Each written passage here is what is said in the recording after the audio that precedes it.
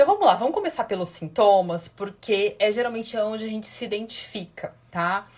No geral, sintomas pré-menstruais intensos estão ligados a algum tipo de predominância estrogênica. E a gente vai falar as causas, a gente vai falar o que pode estar envolvido nisso.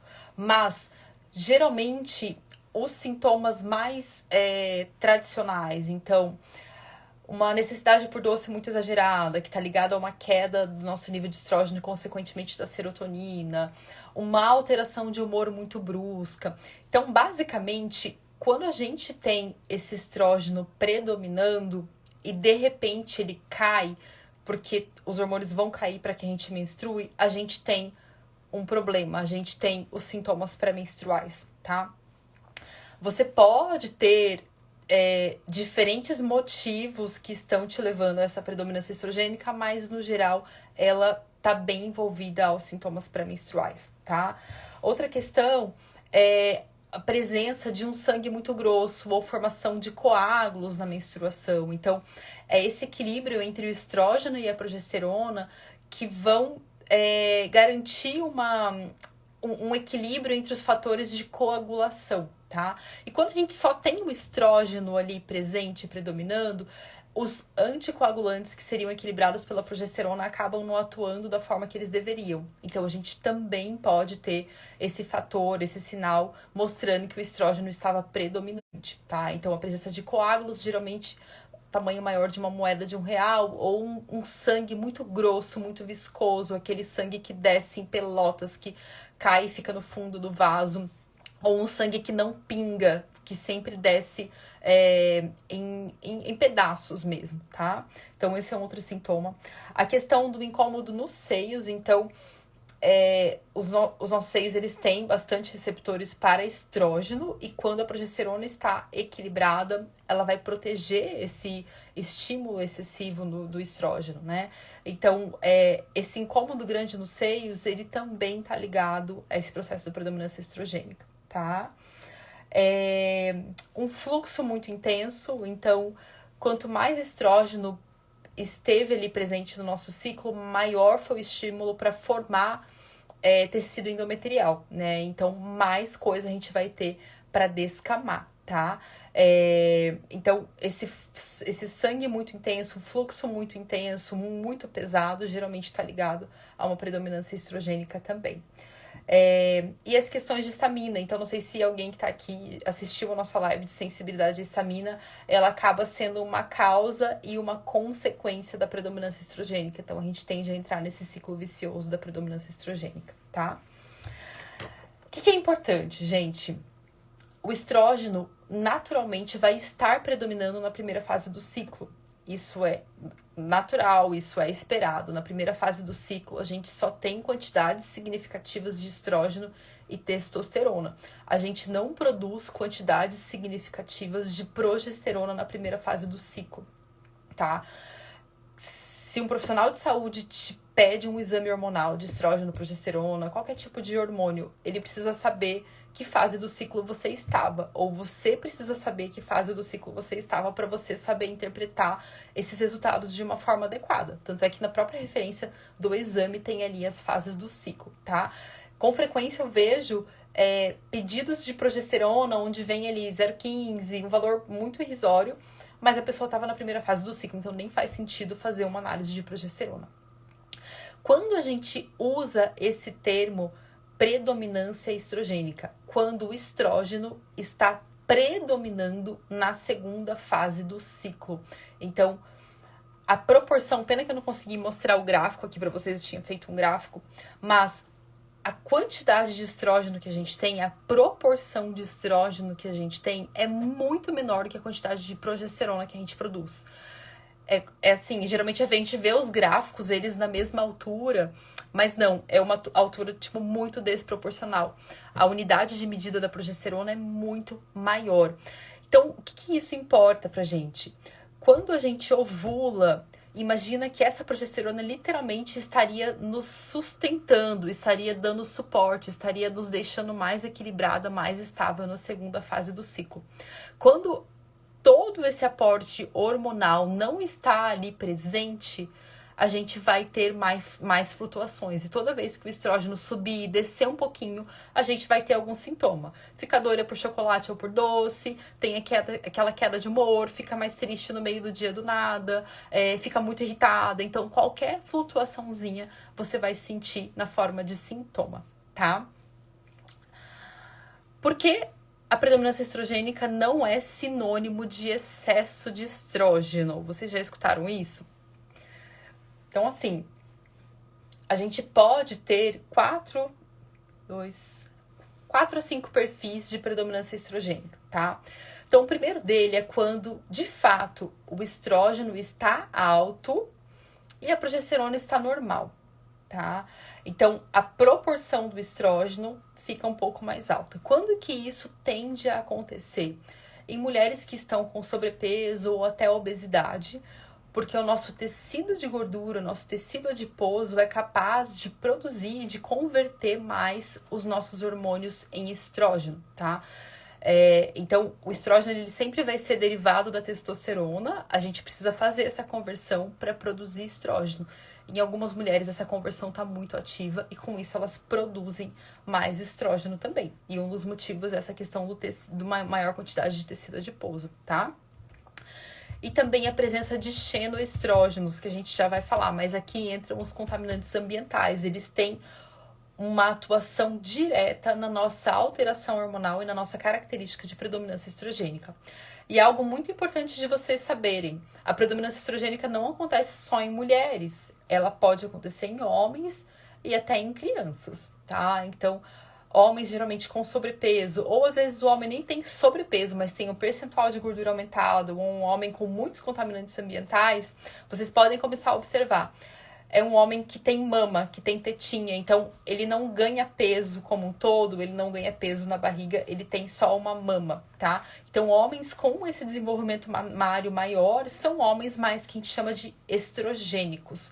E mesmo que esse homem tome testosterona, porque geralmente os níveis de testosterona dele estão baixos, enquanto ele não perder peso e mudar essa composição corporal, ele não vai conseguir regular esse perfil estrogênico, porque toda a progesterona que ele produz ou que ele consumir vai se transformar em estrógeno, tá?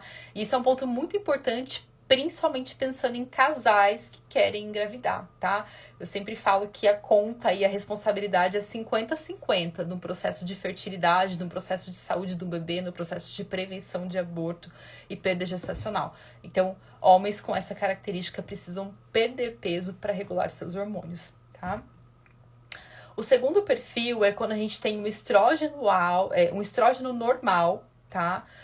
Ou alto e uma progesterona baixa.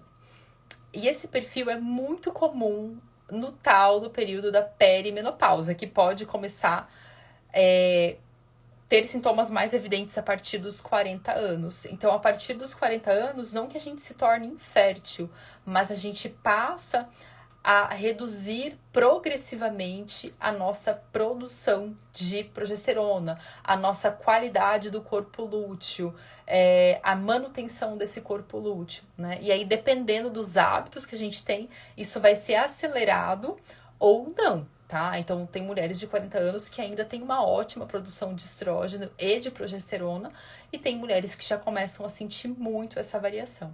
Então, entra aqui aquele ciclo menstrual onde você não se identifica mais, onde você começa a ter ciclos muito curtos, onde você começa a ter um fluxo mais intenso do que você tinha antes, aonde você se vê muito irritada, tá? Então, tudo isso pode começar a acontecer nesse período. Não sei se alguém se identifica com essa característica, tá? Do estrógeno alto e da progesterona baixa. Como identificar o seu nível de progesterona? Então, geralmente, ali de 7 a 10 dias antes de você menstruar, você pode medir essa progesterona. Ela tem que estar em pelo menos 1,8 nanogramas por ml, tá? Se você tem uma quantidade menor do que isso, ou muito próxima disso, ou você não ovulou, você teve um ciclo anovulatório que a gente fala, ou você, de fato, produziu muito pouco a progesterona, tá? E aí tem várias coisas envolvidas nessa produção de progesterona. Eu falo que toda a proposta, por exemplo, do meu programa dos ciclos da mulher, que é de regular, fazer uma regulação hormonal, eu falo que a proposta é a gente ter uma excelente produção de progesterona, porque a gente tem vários fatores envolvidos. Depois eu vou falar alguns deles pra vocês, tá? Então, de hábitos, de suplementos, mas sem me aprofundar ainda agora, tá? Mas essa regulação, essa ovulação excelente é muito importante. E aí, o que a gente pode ter também? Um estrógeno normal e uma progesterona baixa, tá? Que são esses casos onde você não tá conseguindo ter uma ovulação adequada. Ou um estrógeno baixo. Você pode ter predominância estrogênica tendo um estrógeno baixo, tá? Como que isso acontece? Você tem um estrógeno tão baixo que você não consegue fazer um pico de estrógeno para ovular. E mesmo tendo estrógeno baixo, você está predominante nesse estrógeno baixo, porque você não tem nada de progesterona. Então, o tempo todo, quem está predominando é o estrógeno, tá? Isso pode ser um pouco confuso, mas com isso, você pode ter todos esses sintomas que a gente falou, de sintomas pré-menstruais. Um outro sintoma que eu esqueci de mencionar, que é bem característico também, é a questão de acumular gordura com mais facilidade em quadril, coxa, de ter mais facilidade de ter pedra na vesícula, por exemplo, tá? De reagir de uma forma muito ruim, se já tomou anticoncepcional na vida alguma vez, tem uma reação muito ruim a isso. Então, a gente pode ter esse estrógeno baixo e ainda ter predominância estrogênica. Geralmente, eu tenho algumas mulheres que eu já acompanhei, são casos... Essa mulher, ela pode ficar gotejando o mês inteiro, tá? E por que ela sangra o mês inteiro? Ela fica gotejando o mês inteiro? Porque ela não consegue subir esse estrógeno de forma suficiente e começar a construir esse endométrio. Então, o pouquinho de estrógeno que ela tem não é suficiente para sustentar esse endométrio. Então, ela fica sempre pingando e gotejando, tá? Por isso, gente, que é muito importante vocês entenderem o arquétipo hormonal de vocês quando a gente está conduzindo um tratamento. Nesses casos, por exemplo, pode até ser interessante a gente otimizar os processos de detoxificação, ou, por exemplo, se você começa a usar linhaça, você consome a linhaça, para de sangrar. Para de consumir a linhaça, volta a sangrar. Isso é uma característica, talvez, de que seu estrógeno está muito baixo, tá? Porque o corpo não consegue sustentar esse estrógeno. E aí, se a gente não olha para a causa disso, então, geralmente, o que está envolvido nessa causa de estrógeno muito baixo em mulheres em idade fértil? Um estresse crônico, né? Então, esse estresse pode ser um estresse emocional, ele pode ser um estresse fisiológico, por deficiência de nutrientes, por alergias alimentares, por doença celíaca, por falta de cálcio, tá? Então, e aí são os casos onde a gente faz um exame de estrógeno e a gente vê que esse estrógeno tá muito baixo dentro do esperado que é para aquele período do ciclo hormonal dela, tá? Mais alguém aqui já se identificou com esse sintoma de estrógeno baixo? Então, outras coisas que podem começar a acontecer. A questão da insônia e até dos calorões, a questão de sentir mucosas muito secas, então articulações ficam muito secas, você começa a ter mais problemas articulares, mucosa vaginal muito seca, você começa a ter dor na relação, mucosa do olho muito seca, tá? Cabelo muito seco, então tudo começa a ressecar muito. É como se fossem sintomas próximos ao que eventualmente uma mulher pode sentir na menopausa, mais na idade fértil. E são casos onde a gente consegue reverter isso, onde a gente consegue estruturar isso, né, de uma forma que ela volte a produzir esse estrógeno, desde que a gente entenda o que está acontecendo, tá? Então, se você se identifica com alguns sintomas da predominância estrogênica, mas não todos, você pode estar nesse quadro, onde você não tem um excesso de estrógeno, mas você tem principalmente uma falta de progesterona ou até possivelmente uma falta de progesterona associado também a uma falta de estrógeno, tá?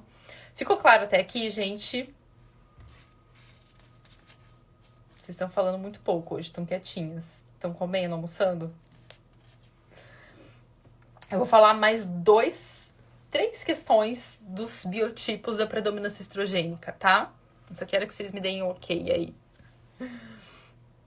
Tá bom. Quem tá comendo pode continuar mastigando, mastiga bem, pra garantir uma boa digestão. Tá? Mas podem ir me mandando dúvida. E daí a gente tem também os casos onde a gente tem os contaminantes ambientais. Então, são casos onde parece que está tudo normal quando você faz os exames, a progesterona está ótima, o estrógeno está ótimo, parece que está tudo certinho, mas você tem muitos desses sintomas. E nesses casos pode ser os contaminantes ambientais, tá? Então, 2 sintomas principais.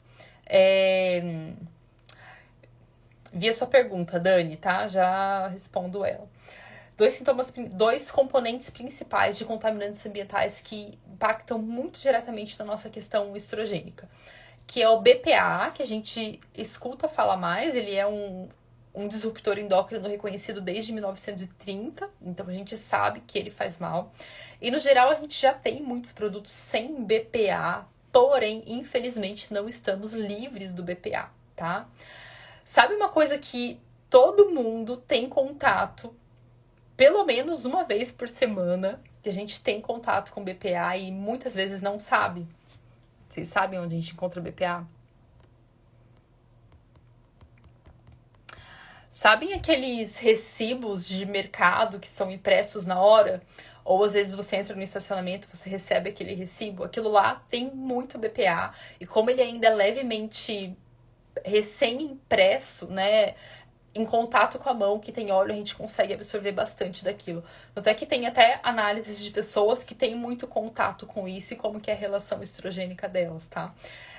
Eu sempre, aquela coisa de quanto mais informação a gente tem, mais esquisita a gente fica, né?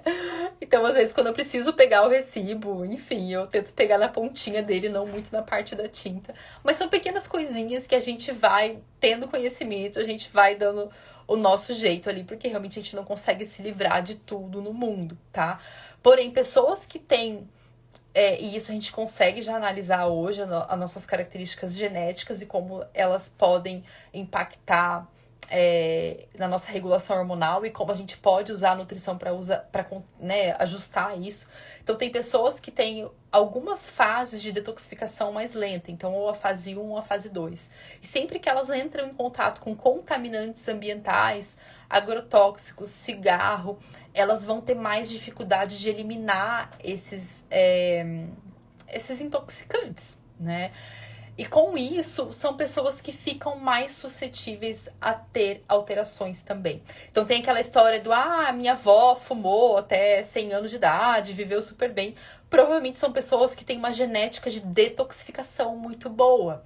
Porém, outras pessoas, ao entrar em contato com fungos, ao entrar em contato com agrotóxicos, vão ter uma detoxificação pior e vão ter mais suscetibilidade a alterações relacionadas às células. Então, endometriose, câncer e sintomas, por exemplo, de predominância estrogênica, tá? Não todo mundo que tem predominância estrogênica tem isso. Às vezes a gente ajustando alguns nutrientes, isso acontece. Mas é por aí que os xenoestrógenos acabam atuando e impactando, tá? E aí o outro são os fitalatos. Então, principalmente em produtos de beleza, esmalte, produtos de shampoo, condicionador, né? Tanto é que a gente tem hoje vários produtos que já falam fitalato free, mas nós mulheres tendemos a usar muitos cosméticos, muitos produtos de beleza e isso tudo tem muito contaminante ambiental também. Então, se você é uma pessoa que usa muita coisa, passa muito perfume, tá sempre com muito produto no seu corpo, vale a pena você fazer aí uma limpeza e priorizar produtos mais clean label, porque isso de fato impacta, tá? E aí a Dani tinha perguntado sobre linhaça e predominância estrogênica. Então, assim, a linhaça vai ajudar muito nos casos de predominância estrogênica, principalmente nas primeiras situações onde eu falei, quando de fato existe um aumento do estrógeno, tá? E como que a linhaça vai ajudar? Ela vai auxiliar, ela vai estimular essa detoxificação, primeiro via intestinal, e ela também se conecta aos receptores de estrógeno, reduzindo um pouco esse estímulo que o próprio hormônio causa nos receptores. Então, por isso que, por exemplo, quem começa a fazer ciclo das sementes ou na perimenopausa, às vezes eu até indico algumas mulheres consumirem a linhaça com mais frequência, ela é muito eficiente, porque ela acaba criando essa detoxificação e essa competição com o nosso estrógeno, tá? Agora, se é aquele segundo exemplo que eu mencionei, você consome linhaça e você para de consumir linhaça em qualquer fase do ciclo, no meio da fase folicular, e você começa a sangrar, você provavelmente tem um estrógeno mais baixo, tá?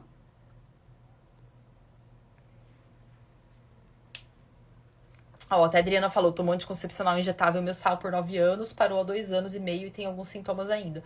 Então pode ser esse processo de detoxificação e tem alguns contaminantes, desculpa, tem alguns anticoncepcionais, dependendo do perfil, que, por exemplo, alteram um tipo de proteína, que é o SHBG. E tem gente que demora muitos anos para retomar isso, tá? Mas com certeza eu começaria estimulando uma detoxificação aí em ti, tá, Adriana? Pode ser algo importante. Tá? Plástico, a gente falou. Agrotóxicos também, né? A Carla tinha falado, papel termoativo, ela usou um termo mais chique.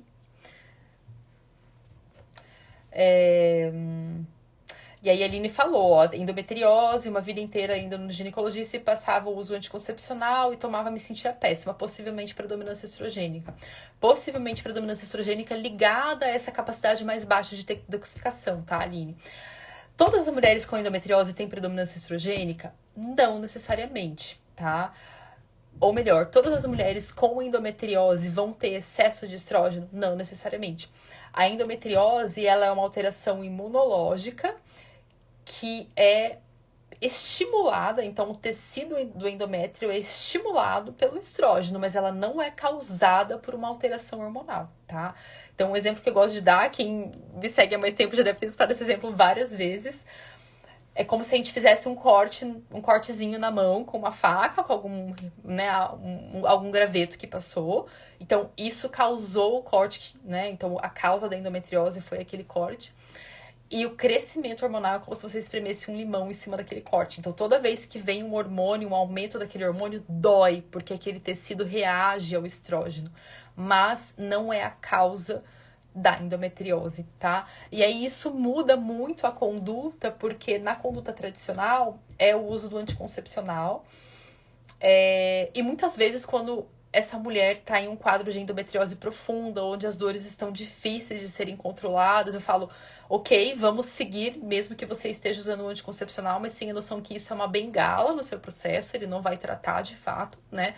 Mas a gente sempre tem essa noção que precisa ter uma conduta de mudança de hábito, de equilíbrio da imunidade, de controle da inflamação, de tratamento do intestino em paralelo a esse uso do anticoncepcional, para que você pare de usar anticoncepcional um dia e realmente foque no processo de tratamento, tá? Então a Liz falou da culinária artesanal, né? 36 anos, adenomiose, mioma, endometrioma. Então o que tem aqui, Liz? Uma alteração imunológica, né? No mioma, o que a gente tem? E aí seria a outra situação que eu ia falar. Às vezes a gente tá com o estrógeno em um nível normal e a gente tá com a progesterona em um nível normal. Mas o estrógeno, ele precisa ser produzido e precisa ser eliminado. Quando esse estrógeno não é eliminado ou é reabsorvido de uma forma não esperada ou maior do que o que a gente gostaria, a gente começa a ter questões aí, sintomas. E ao ser eliminado esse estrógeno, ele é empacotado em outras formas, tá? Eu vou usar os termos técnicos aqui, mas só para vocês. Então, tem a forma 2OH, 4OH e 16OH. Algumas dessas formas são mais inflamatórias. Então, a forma 16OH, por exemplo, ela ela propicia mais formação de coágulo, por exemplo, ela tá ligada a essa formação maior de mioma, ela tá ligada também ao maior, né, risco de câncer de endométrio e tudo mais. Então, são formas um pouco mais inflamatórias que podem dar sintomas incômodos ou diagnósticos, como é o caso do mioma, mesmo que você não tenha uma alteração da quantidade total de estrógeno, tá? E isso é o que a gente chama de modulação hormonal, que basicamente a gente entende os caminhos que esses hormônios passam, mas a gente também sabe os nutrientes que bloqueiam os caminhos que a gente não quer, tá? E aí a melhor fase para fazer os exames, então dá para fazer os exames em todas as fases do ciclo, mas as referências são diferentes.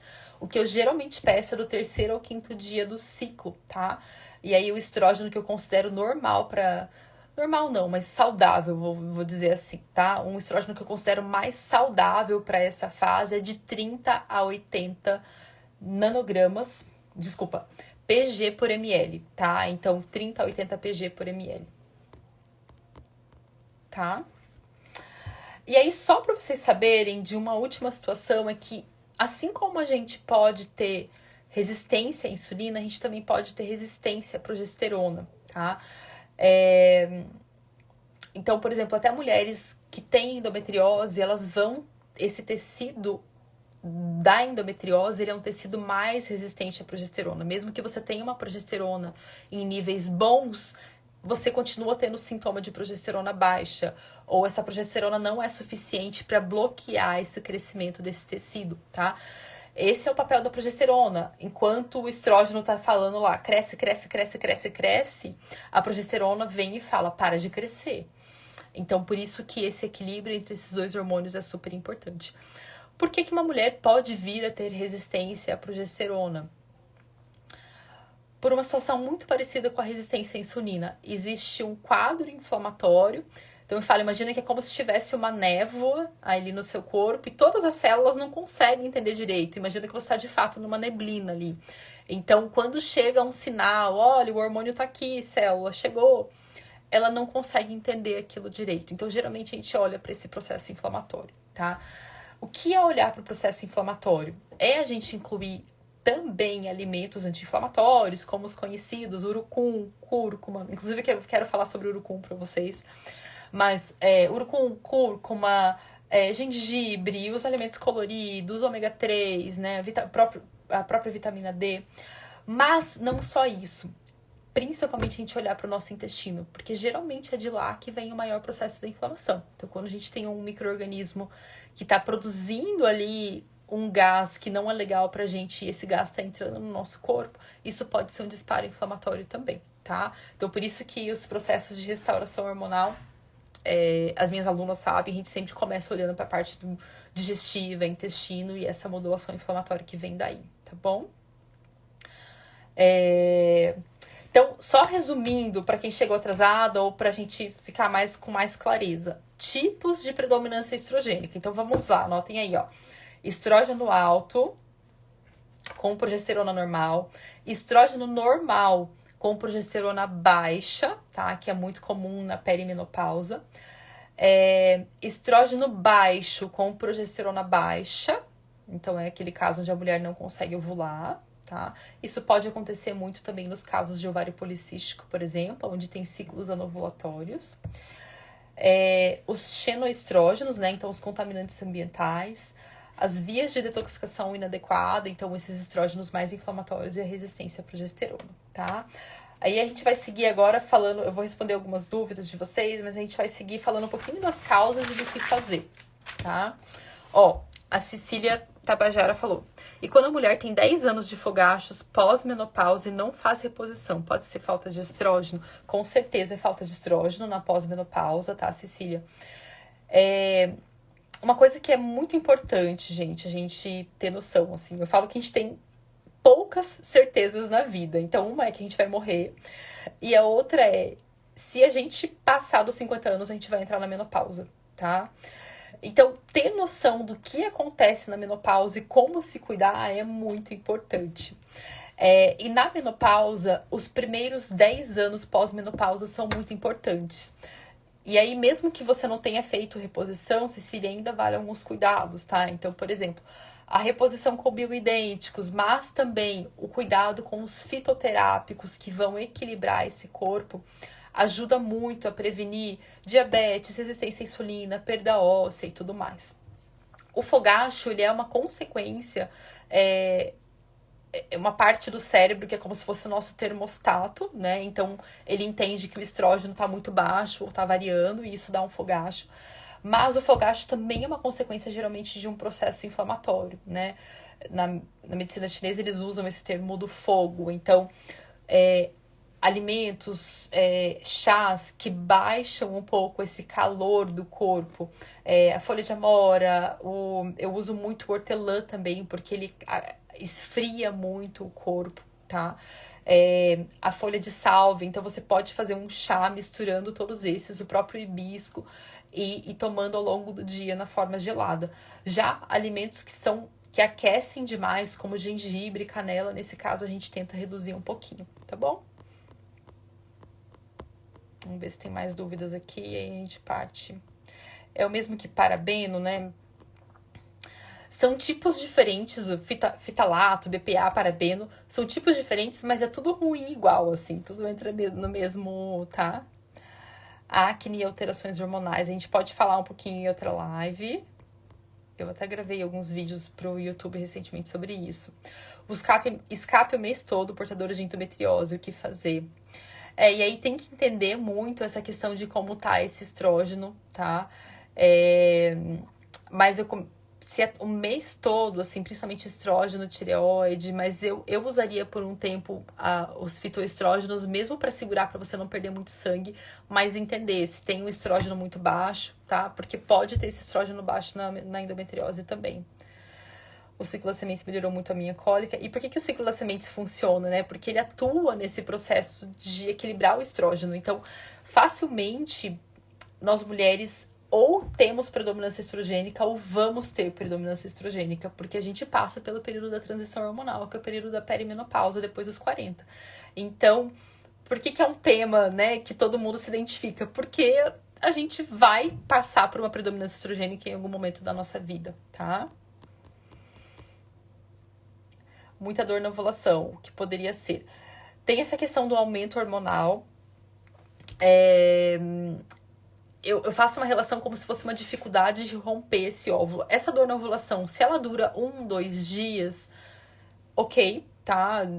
Pode ser algo assim que a gente vai contornando, modulando o processo inflamatório, usando NAC, por exemplo, até no alimentação cíclica a gente fala sobre isso, sobre alguns chás.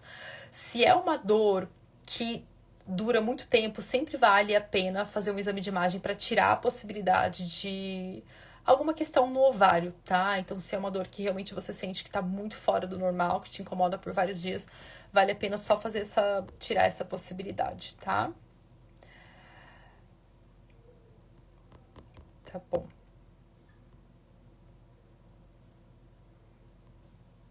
Tá bom. Beleza, meninas, ó, melhorei a minha predominância estrogênica, cuidando do meu estômago, ó, maravilhosa. Retirei alimentos crus e fermentativos, pois tenho hipocloridria e melhorou demais. A Kelly foi certeira, assim, porque enquanto a gente não melhora a nossa digestão, tá? E aí, o que estava acontecendo no caso dela?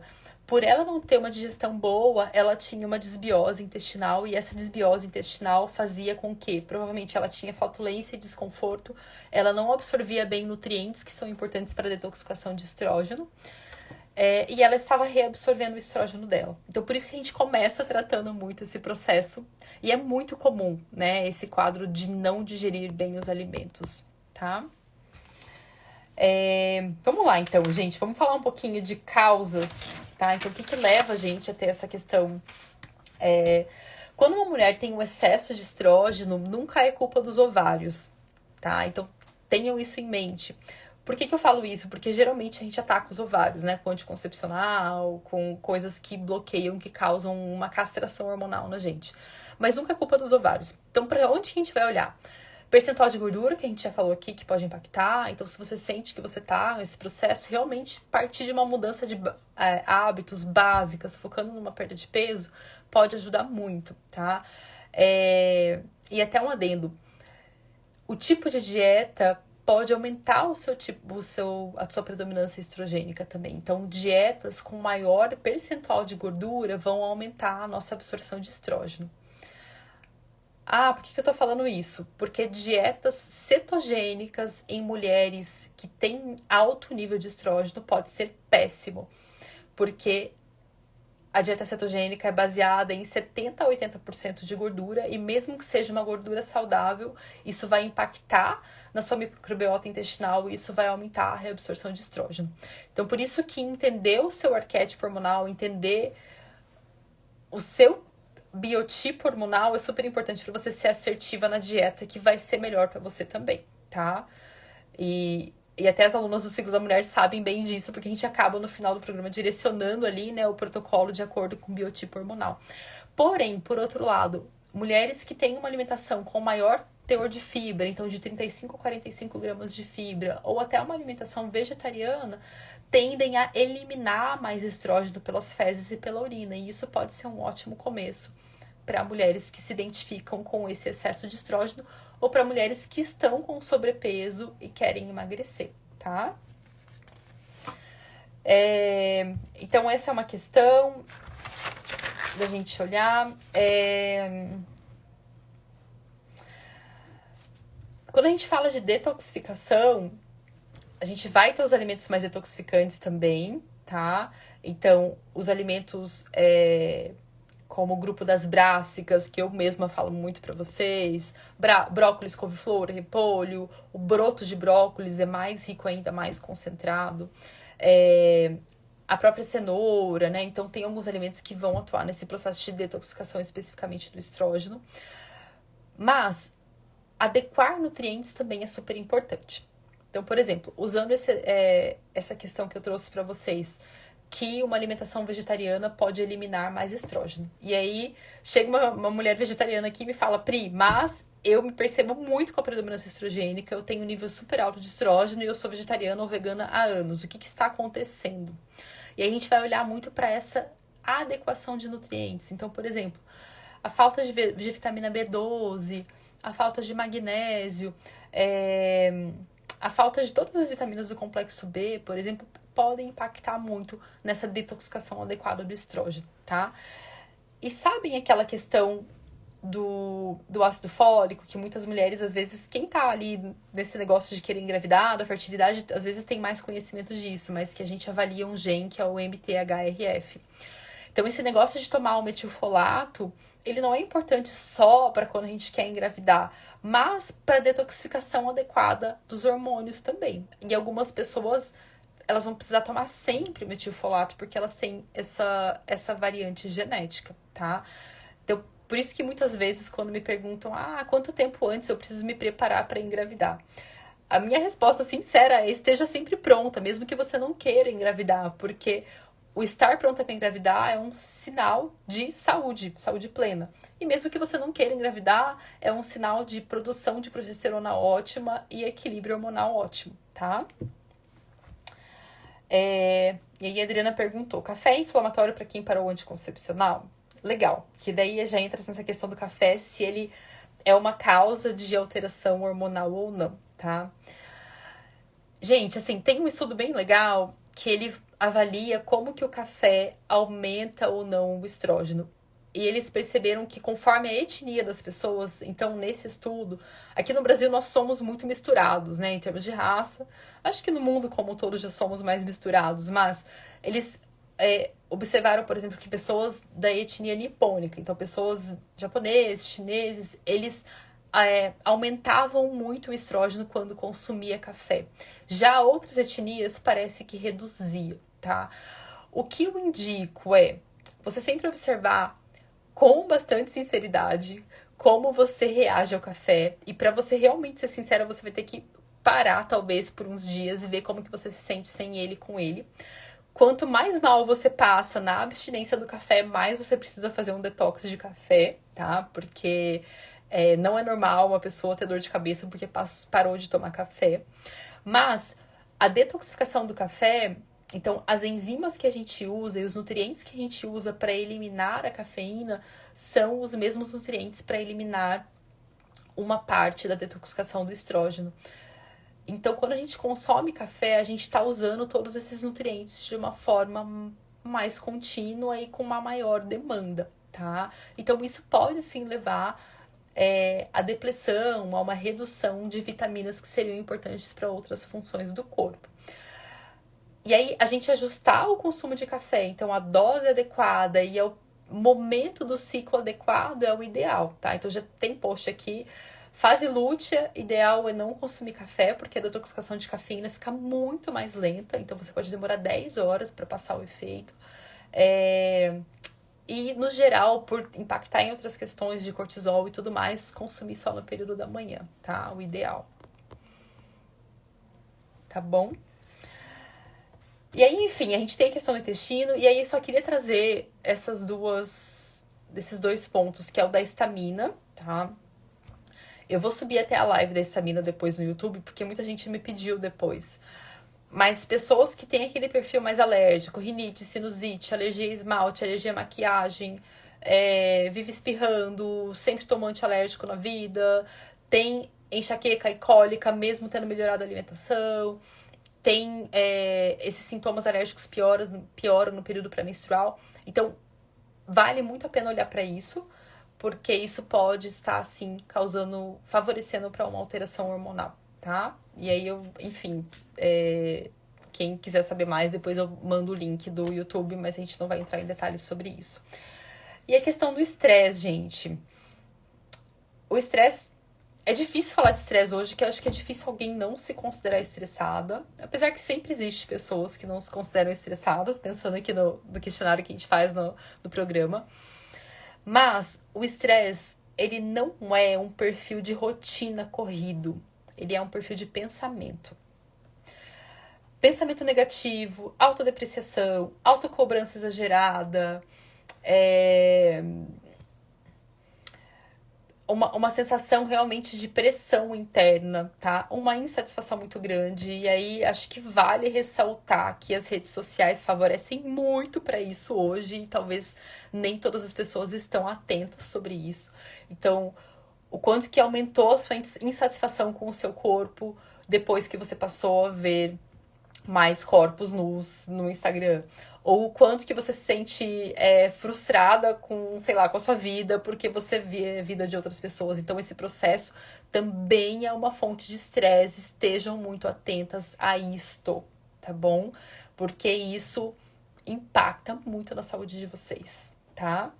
E aí, literalmente, por uma via bioquímica mesmo, o estresse impacta na produção de progesterona. Então, quando a gente tem uma alta produção de cortisol, os nutrientes para produzir o cortisol são os mesmos nutrientes ali, digamos, que iriam produzir a progesterona. Então, a gente chama de pregnenolone steal, que é literalmente o roubo da pregnenolona, ou seja, o que era para ser direcionado para produzir a progesterona foi todo usado para produzir o cortisol, tá? Então, são aquelas mulheres que vão ter gotejamento pré-menstrual, ou às vezes, em uma situação específica do mês, passam a ter gotejamento pré-menstrual. Às vezes, tem sangramento no primeiro trimestre da gestação. São as mulheres que têm maior índice de insônia pré-menstrual também. Às vezes, TDPM, tá? Então, tudo isso são as questões de deficiência da progesterona, tá bom? Rosto vermelho depois da atividade física, né? Tem gente que fala que a alergia ao calor ou alergia à atividade física também pode ser um sinal de estamina, sim, tá? Ciclo muito longo, 37 dias. Olha, os ciclos são saudáveis, considerados saudáveis até 35 dias. Quando um ciclo está longo, o que está demorando para acontecer é a ovulação, tá? Então, gravem isso. A fase lútea, ela não vai ficar longa.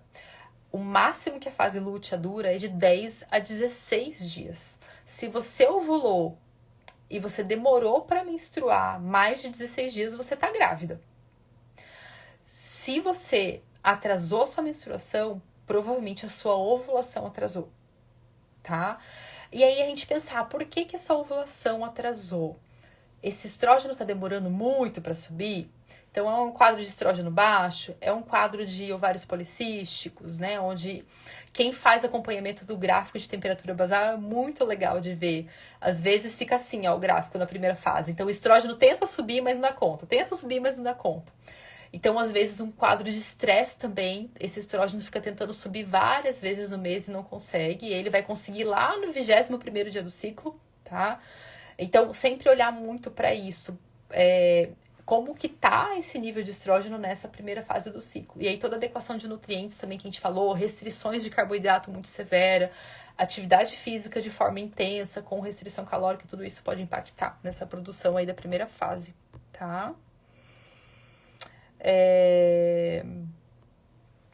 Então, assim, acho que eu dei um geral aqui das causas, tá? E aí a gente vai entrar em algumas ações. Deixa eu ver que horas são, 1h30. A gente começou, era quase 1 hora, né? Então a gente tem mais alguns minutinhos. Ó, Lilian, minha menstruação veio pouquinho esse mês e a cor aguada. Qual hormônio poderia estar alterado?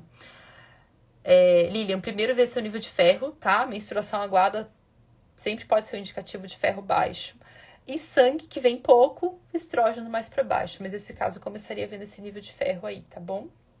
Lactante, sugere fazer o ciclo das sementes? Com certeza. Gente, é super normal o lactante demorar pra menstruar, tá? Principalmente se você está... lactante, obviamente, a mulher vai estar amamentando, mas no pós-parto, né? Então, no pós-parto, se você tá amamentando, você vai demorar pra menstruar. Às vezes 6 meses, às vezes 1 ano, às vezes até mais. Então, eu recebo muita mensagem, tô 2, 3 meses pós-parto, ainda não tô menstruando, tô desesperada. Fiquem tranquilos, tá?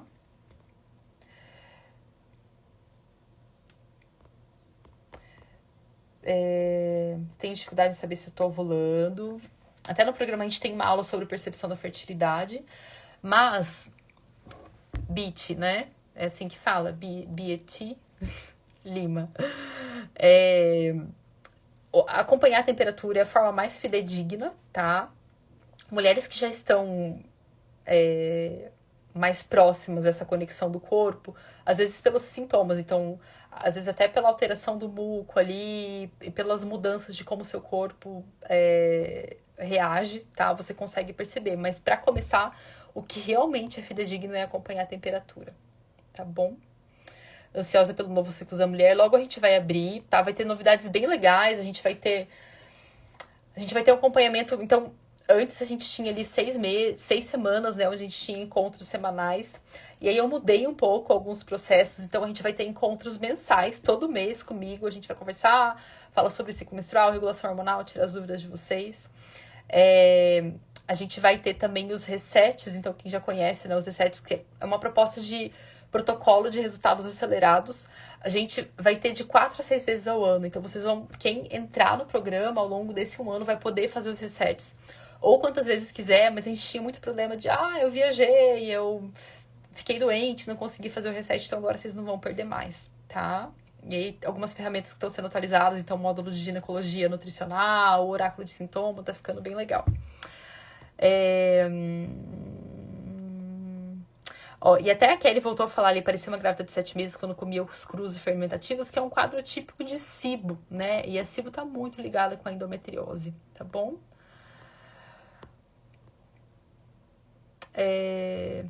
Tá bom. Meninas, eu acho que eu não vou conseguir ler todas as perguntas. Se pode usar... Gente, a linhaça na predominância estrogênica, se tem excesso de estrógeno, vai ser ótima, tá? Linhaça não aumenta estrógeno. Ela se conecta aos receptores de estrógeno. Vamos dizer assim que a linhaça aumenta, entre aspas, por favor, o estrógeno na menopausa, mas é porque ela está se conectando a esses receptores que ainda estão ali. Uma mulher em idade fértil que tem excesso de estrógeno vai reduzir o seu nível de estrógeno com a linhaça, tá? Tanto é que quem consome muita linhaça e já tem o perfil de pouco estrógeno pode ficar com o estrógeno bem baixo, tá? Intolerância à histamina pode levar a endometriose. Acho que o pode levar é um termo muito forte, mas tem relação, tá? Então, acho que são vários fatores somados, assim, mas meio que uma roda, tá? Então, vamos lá, gente. Ações e suplementos, então. Primeiro, identificar se o seu caso é de um excesso de estrógeno ou um estrógeno normal ou para baixo, mas sem uma ovulação adequada, tá? Então, ter essa noção, se você de fato tem um excesso de estrógeno ou não, vai ajudar muito. Segundo, dá sempre suporte para esse processo de detoxificação. Então, no dia a dia, a gente precisa estar consumindo alimentos que ajudam na nossa detoxificação. O grupo das brassicas, clorela, esses nutrientes de forma adequada, vitaminas do complexo B, magnésio de forma adequada, tá? Essa questão do café, então, observar bem, fazer esses ajustes de horário, fazer esses ajustes conforme a fase do ciclo. Uma coisa que eu não mencionei aqui, o álcool, tá?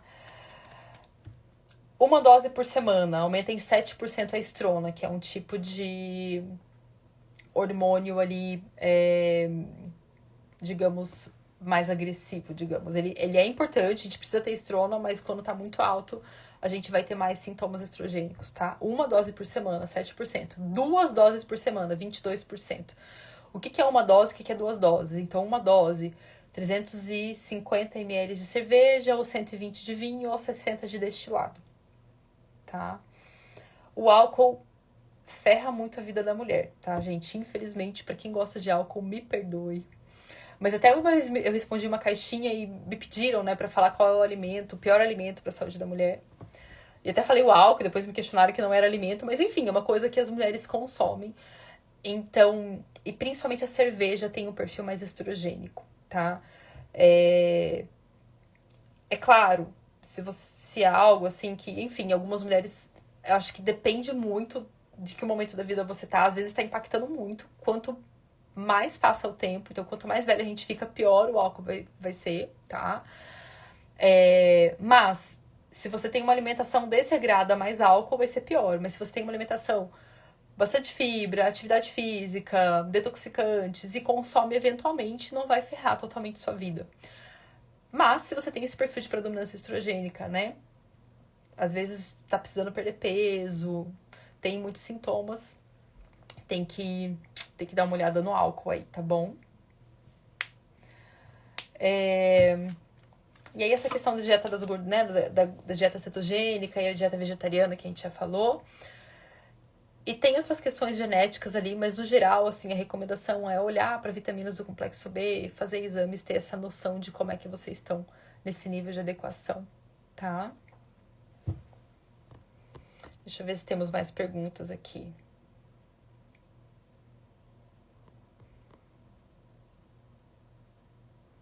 Ó, ciclo curto e 7 dias de menstruação. Pode ser devido ao estrógeno alto?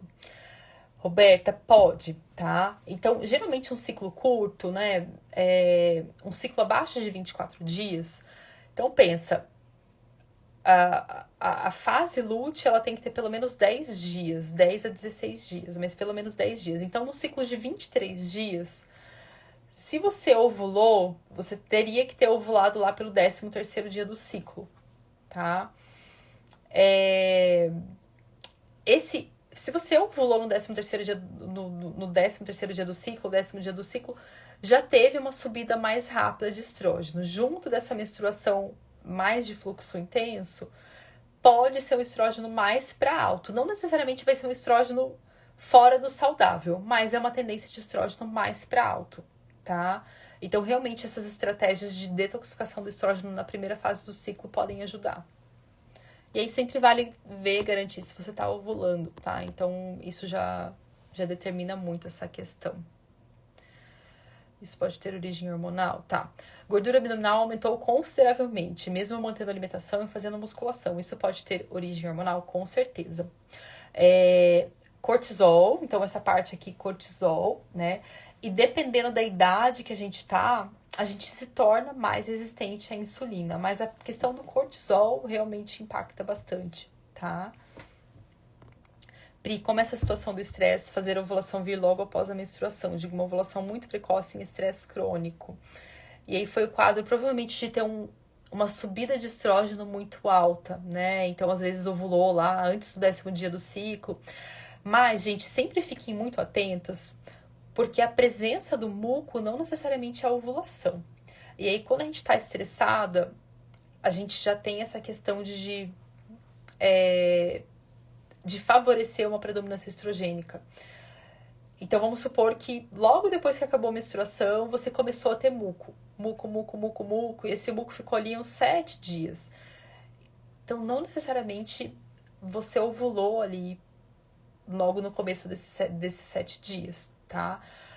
Quando que a gente de fato ovula? Quando esse muco veio, geralmente é um muco que dura 2, 3 dias e depois ele muda a característica. Ele vai ficar um muco mais... como se fosse um hidratante, assim, um muco mais esbranquiçado. Se é só a presença do muco e ele fica vários dias, então aqui, por exemplo, pode ser aquela situação que eu falei do estrógeno tá tentando subir, e aí ao longo da fase folicular você tem vários dias de muco, ele vem, fica 2 dias, some, depois vem de novo, fica 2 dias, some. Então isso pode ter um impacto do estresse, tá? Ou esse muco tá presente na fase lútea. Na fase lútea ele pode aparecer na forma mais cremosinha, mas se é um muco, mucão mesmo, tá? Muito clara de ovo, muito deslizante ao se limpar do xixi, e aí realmente esse estrógeno subiu mais do que ele deveria na fase lútea, tá? Então dá uma olhada aí, essa questão às vezes do ovular, é sempre legal a gente distinguir da presença do muco, tá? A acne da mulher adulta recebe indicação de eliminar lactose. Fran, comece laticínios, não só lactose, tá? É um primeiro passo, sim. Eu não entrei a fundo nisso, mas existem alguns alimentos que vão aumentar o nosso nível de estrógeno. Então, laticínios, carne vermelha, alimentos de origem animal vão ter mais estrógeno, tá? Então, dependendo da quantidade que se consome, dependendo de todo esse processo, sim. Na acne tem várias outras questões, principalmente o aumento da insulina, a desbiose, mas olhar para esses alimentos que tanto aumentam estrógeno quanto aumentam muito a insulina é um fato, né? Eu percebo que tem muita gente com acne adulta, né? Eu vejo, assim, que tem muito essa pergunta. E a acne é consequência de uma alimentação ocidental. Então, se a gente for olhar, por exemplo, para populações indígenas, para populações que não têm um contato com a alimentação ocidental, elas não têm acne, mesmo os adolescentes, né? E também uma questão de muita alteração imunológica, o que é pouco falado. Então, sempre que tem um micro-organismo que está se manifestando, herpes, candidíase, bactéria criando acne, a gente tem uma alteração imunológica também, tá? Ó, a Janaína trouxe um caso bem legal aqui. Pri, faço percepção da fertilidade, então ela realmente, né, sabe quando que ela ovula. Tenho o padrão de ovular só no 21º dia e tenho em torno de 9 dias de fase lútea. Será que é predominância estrogênica? É predominância estrogênica, mas não é o caso de estrógeno alto, tá, Janaína? Então, o que tá acontecendo aqui? Você tem o que a gente chama de fase lútea curta, porque ela dura menos de 10 dias. Então, você demora para ovular, provavelmente esse estrógeno demora para subir. E quando você ovula, ele dura menos do que 10 dias. Eu olharia muito para nutrientes aí, então cálcio, vitamina C, selênio, magnésio, zinco, principalmente zinco, tá? Porque você tá tendo uma dificuldade na produção hormonal e na sustentação do corpo lúteo. Tem até um Reels que eu gravei recentemente falando dos principais nutrientes para essa manutenção da progesterona de forma adequada, manutenção do corpo lúteo. Mas uma informação bem legal, mesmo uma cirurgia que você fez na pelve, por exemplo, alguma cicatriz que você tem interna, uma cesárea, o fluxo de sangue que chega no corpo lúteo é um ponto muito importante. Então, a gente entende aqui, uma deficiência de ferro pode impactar em um menor fluxo de sangue, e com isso o corpo lúteo ter essa vida reduzida, tá? Mas também qualquer aderência na região da pelve ou qualquer má circulação na região da pelve também pode impactar nessa pouca oxigenação do corpo lúteo. E ele é um dos que mais precisa de oxigênio, é um dos tecidos que mais consome ferro e precisa de oxigênio, tá? Então, esse é um ponto importante aí para vocês considerarem. E aí, eu vou responder mais 2 perguntinhas pra gente fechar, tá? Então, ideia para consumir a linhaça, entre lá no perfil do Ciclo das Sementes, que tem várias ideias lá. Inhame. Vou pegar essa pergunta como a última, tá? O inhame, gente, ele pode aumentar ali, favorecer o aumento hormonal. Mas lembra que pra gente ter uma boa produção de progesterona, a gente tem que ovular. Então, não necessariamente o inhame vai garantir que você esteja ovulando, tá? O que o inhame, os alimentos que têm um efeito progesterona-like, a gente fala, então o própolis, a chá de camomila, né? São alimentos que têm efeito progesterona-like. Eles também vão se conectar com esses receptores hormonais, tá? Mas sim, o inhame, ele pode, por exemplo, mulheres que têm o estrógeno muito baixo, ele pode ajudar a aumentar essa produção de estrógeno e fazer com que ela ovule, tá? Que foi o caso da Janaína que a gente acabou de falar. Acho que é isso, né, da Janaína, tá? Mas é isso, gente. Pri, ó, eu não consigo resistir a ler a pergunta, né? Tem um aumento da temperatura vaginal no período ovulatório, e, que é o, né, o esperado, e parece uma leve candidíase. Esse aumento para a temperatura pode ser predominância estrogênica? Não, acho que é um aumento realmente ali já do processo, tá? Não acho que esse aumento da temperatura caracteriza a predominância estrogênica. Mas o que a Cândida adora? Estrógeno, tá? Então, quando você tem um aumento desse estrógeno, e não necessariamente ele tá fora do ideal, mas se você já tem a Cândida presente ali no seu corpo, um sistema imunológico que não tá conseguindo combater essa Cândida, aumenta o estrógeno, ela vai aproveitar, ela vai se alimentar de estrógeno, tá? Então seria mais essa relação aí, mas acho que não define uma predominância estrogênica, tá bom? Meninas, vamos encerrar por aqui então. A live vai ficar gravada sim, tá? Vai ficar aqui um tempo no perfil para vocês poderem assistir. Acho que é um tema bem importante de vocês terem essa noção, tá? E na próxima semana a gente tem outra live e continuamos falando aí. Um bom restinho de semana para vocês, bom dia e até a próxima.